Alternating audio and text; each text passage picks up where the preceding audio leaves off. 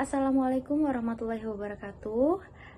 Selamat pagi, salam sejahtera untuk kita semua. Yang terhormat Ibu Yolanda SSMPD selaku dosen pengampu dari mata kuliah penyuntingan dan teman-teman R5G yang saya banggakan. Pada kesempatan kali ini izinkan kami dari kelompok 12 yang beranggotakan saya sendiri Afnan Sucinastari dan rekan saya Winda Widayanti ingin mempresentasikan materi mengenai penerbitan. Pengertian penerbitan. Secara umum, istilah penerbitan atau publishing merupakan produksi dan distribusi informasi dalam bentuk cetak yang ditujukan kepada umum. Menurut Kamus Besar Bahasa Indonesia, penerbitan diartikan sebagai proses, cara, atau menerbitkan buku dan sebagainya. Menurut Hasan Pambudi 1981,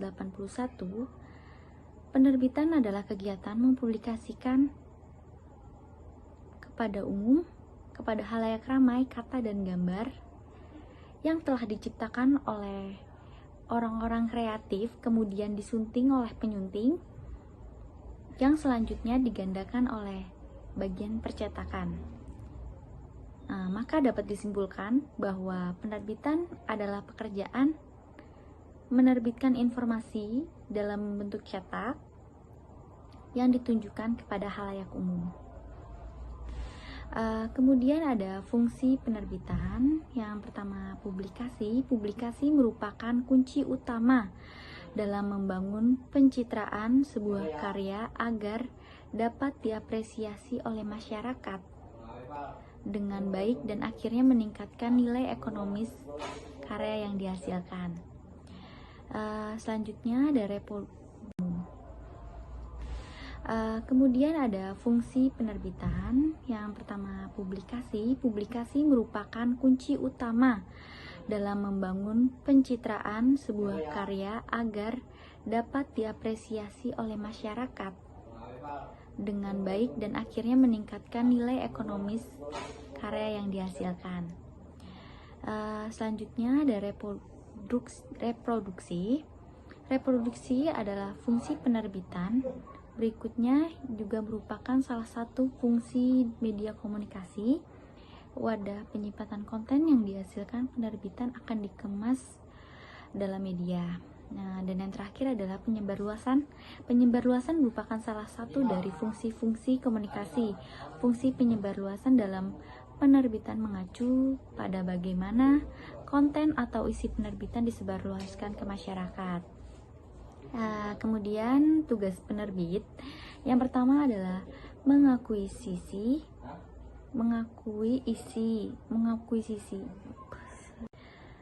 Kemudian ada tugas penerbit. Pertama adalah mengakui sisi naskah atau melakukan penggadaan naskah dengan menghubungi penulis atau pengarang melalui promosi penggadaan naskah. Kedua, melakukan seleksi untuk menjaring naskah-naskah yang layak terbit. Tiga, merencanakan waktu penerbitan naskah termasuk menetapkan tenggat atau deadline terbit sebuah naskah. Keempat, merencanakan pengembangan naskah meliputi copy editing, desain sampul, interior, dan desain eksterior. Yang kelima, menghubungi percetakan. Selanjutnya, tujuan penerbitan. Adapun tujuan dari sebuah penerbitan adalah sebagai berikut. Pertama, melakukan penyebaran dan pengembangan ilmu pengetahuan. Yang kedua, menyajikan berbagai ilmu pengetahuan melalui produk penerbitan. Yang terakhir adalah melakukan perdagangan dengan mencari keuntungan menjual produk terbitan. Manajemen penerbitan juga terdiri atas beberapa komponen atau unsur manajemen penerbitan yang mendukung proses manajemen penerbitan. Unsur-unsur yang dimaksud adalah manusia, metode, materi, mesin-mesin, dana, dan pasar. Yang pertama, manusia.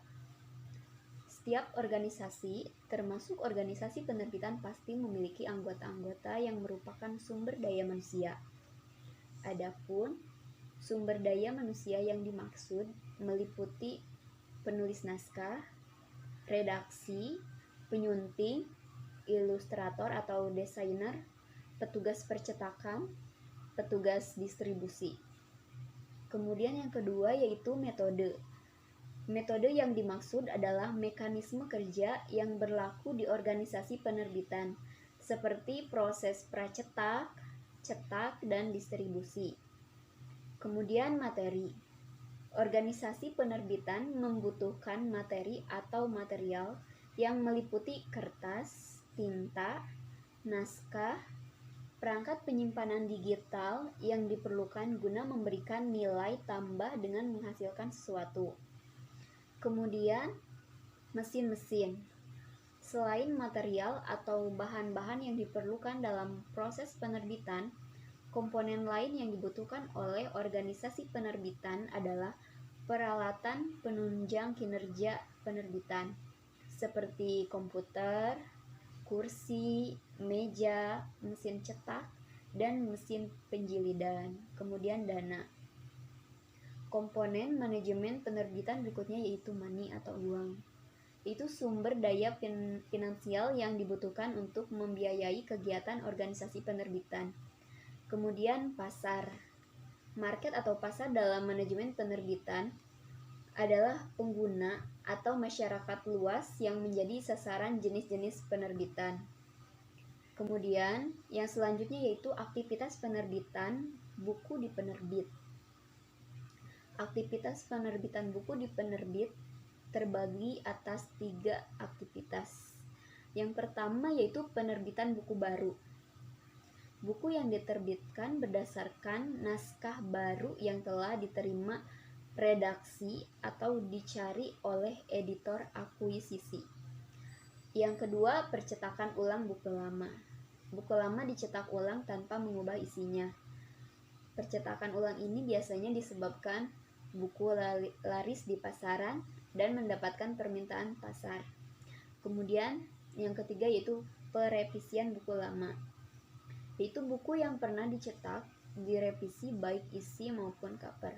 Biasanya perevisian diperlukan untuk mengupdate data dan menambahkan isi yang mengalami pengembangan. Adapun perevisian cover mengikuti tren terbaru, konsep pun mengikuti isi yang berubah. Kemudian yang selanjutnya itu jenis-jenis penerbitan. Jenis-jenis penerbitan dapat dikelompokkan ke dalam 5 jenis, yaitu yang pertama penerbitan buku.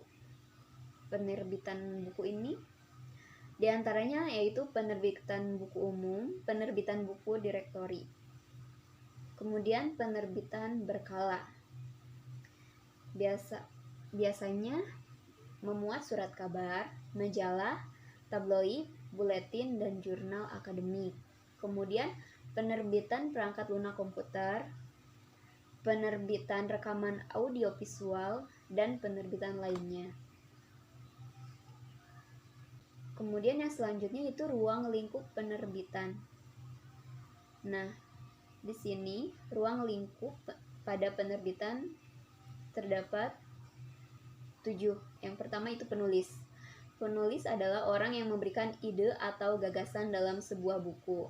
Namun, penulis tidak sendirian karena terdapat beberapa bagian yang memiliki peran penting dalam ruang kerja seorang penulis. Adapun beberapa peran penting dalam lingkungan penulis tersebut yaitu yang pertama pengarang. Pengarang itu mereka yang menuangkan idenya secara langsung ke dalam sebuah tulisan. Namun sayangnya banyak orang yang enggan menggantungkan hidupnya dalam profesi ini. Kemudian yang kedua penyadur. Orang-orang ini bertindak sebagai pengambil ide pokok dari seorang pengarang atau penulis asli. Namun tidak semua bagian diambil. Kemudian yang selanjutnya itu penterjemah. Bertugas untuk menerjemahkan seluruh bagian tulisan dari penulis. Nah, kemudian yang selanjutnya itu ilustrator, yang bertugas memberikan ilustrasi pada tulisan baik pada bagian dalam buku atau buku tersebut. Kemudian yang kedua yaitu penerbit buku. Sesuai dengan namanya, penerbit buku bertugas untuk menerbitkan buku. Nah, yang ketiga yaitu percetakan. Tulisan yang telah diterima oleh penerbit selanjutnya akan diteruskan ke percetakan untuk dilakukan percetakan massal agar bisa didistribusikan. Kemudian yang keempat adalah distributor buku. Berbeda dengan pihak percetakan, distributor buku memiliki tugas untuk menyebarluaskan atau memasarkan buku. Nah, yang kelima yaitu agen atau toko buku. Ruang lingkup penerbitan lainnya yaitu agen atau buku ini, di sini para pembaca bisa membeli buku sesuai dengan keinginan mereka. Nah, yang keenam, pembaca. Nah, menurut KBBI, pembaca adalah istilah grafika orang yang oleh percetak diberi tugas untuk membaca cetak, coba dengan kopinya atau meyakinkan bahwa semua pembetulan sudah dikerjakan dengan baik. Nah, yang terakhir atau yang ketujuh adalah agen literasi. Di Indonesia, agen literasi masih terdengar sangat asing. Profesi ini biasanya ditemukan di negara maju seperti Inggris dan Amerika Serikat. Dalam ruang lingkup penerbitan, agen literasi bertugas untuk menentukan apakah buku tersebut layak untuk diterbitkan atau tidak.